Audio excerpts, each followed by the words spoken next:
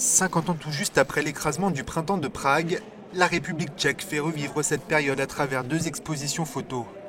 Au soir du 20 août 1968, les chars des pays membres du pacte de Varsovie ont pris possession des artères de la capitale tchécoslovaque, mettant fin au vent de libéralisation qui souffle alors dans le pays.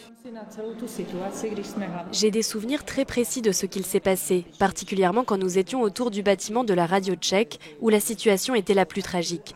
C'est là que les réservoirs d'essence des tanks ont commencé à exploser et leurs canons à se désintégrer. On ne savait pas s'ils allaient nous tirer dessus, alors on a commencé à courir dans la rue. Et mon père m'a hurlé de rentrer à la maison. Après 8 mois d'une expérience de démocratisation inédite dans le bloc de l'Est, 600 000 soldats soviétiques s'installent progressivement à Prague. L'heure est à la normalisation décidée par Moscou. Certains habitants refusent de se soumettre. Plus d'une centaine mourront au cours de 4 mois d'affrontements dans la rue. À ce moment-là, peu importait que tu sois communiste ou pas, un intellectuel ou un ouvrier, tout ce qui comptait, c'est que nous étions tous ensemble, nous contre eux. C'est pour ça, je pense que toutes les photographies d'archives, et notamment les miennes, sont importantes. Elles montrent que nous avons agi comme une nation.